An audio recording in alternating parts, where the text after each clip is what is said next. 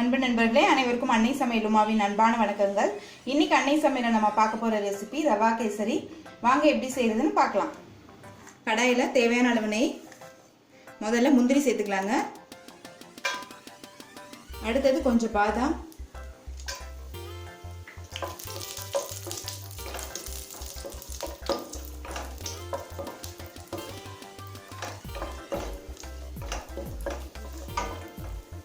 முந்திரி லேசாக கலர் மாறிடுச்சு. அடுத்தது கொஞ்சம் திராட்சை,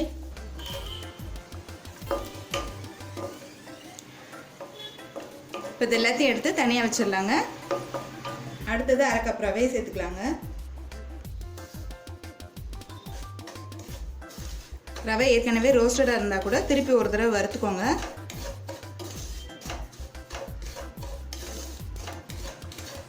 ஸ்லோலே வச்சு வருங்க, கலர் மாறக்கூடாது.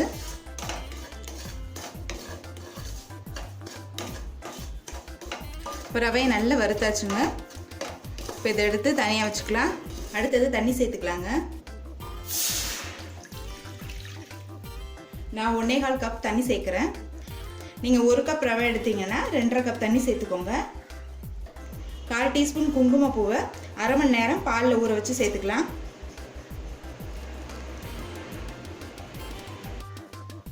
நீங்கள் விருப்பப்பட்டீங்கன்னா ஃபுட் கலர் சேர்த்துக்கோங்க. தண்ணி கொதிக்க ஆரம்பிச்சிருச்சுங்க. நம்ம வறுத்து வச்சிருக்க ரவையை இதில் சேர்த்துக்கலாம்.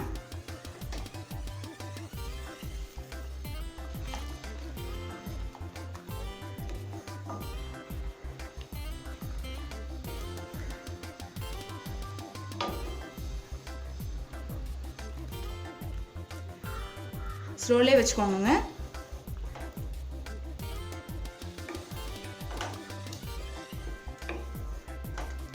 ரவை நம்ம ஏற்கனவே வறுத்துருக்கனால சீக்கிரம் வெந்துடும்.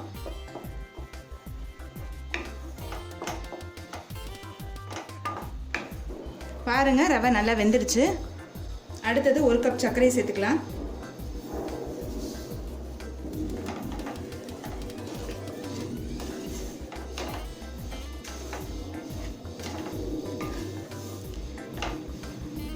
நீங்கள் 1 கப் ரவை எடுத்துக்கிட்டீங்கன்னா 2 கப் சர்க்கரை சேர்த்துக்கோங்க.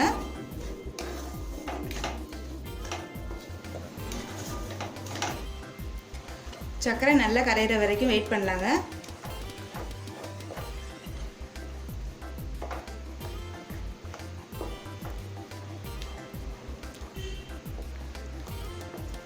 கட்டி இல்லாமல் நல்லா கிளறிக்கோங்க. அடுத்தது கொஞ்சம் ஏலக்காய் பொடி சேர்த்துக்கலாம். அடுத்தது கொஞ்சம் நெய் சேர்த்துக்கலாங்க. நெய் தாராளமாக விடணும், அப்போ தான் கேசரி நல்லாயிருக்கும்.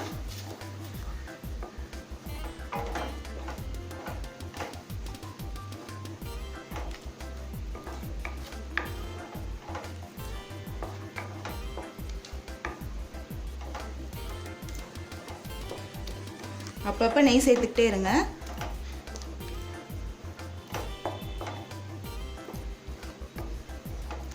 அப்படியே கடாயில் ஒட்டாமல் வரணும். அப்படியே கடாயில் ஒட்டாமலே வந்துடுச்சு. நம்ம வதக்கி வச்சுருக்க பாதாம், முந்திரி, திராட்சை இதில் சேர்த்துக்கலாம்.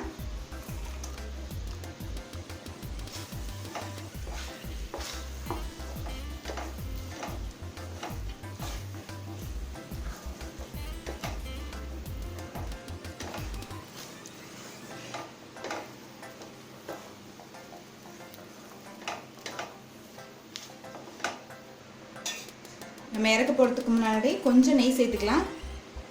கேசரி சாப்பிடும் போது டயட்லாம் பார்க்காதீங்க.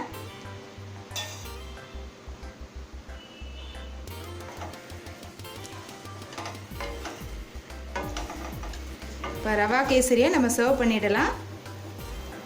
இப்போ சூப்பரான ரவா கேசரி ரெடி ஆகிடுச்சுங்க. ரெசிபியை ட்ரை பண்ணி பாருங்கள், கண்டிப்பாக உங்களுக்கே பிடிக்கும். ரெசிபி பிடிச்சிருந்ததுன்னா வீடியோவை லைக் பண்ணுங்கள், கமெண்ட் பண்ணுங்கள், ஷேர் பண்ணுங்கள். இது வரைக்கும் அன்னை சமையல் சேனலை சப்ஸ்கிரைப் பண்ணலன்னா சப்ஸ்கிரைப் பண்ணுங்கள். தேங்க்யூ.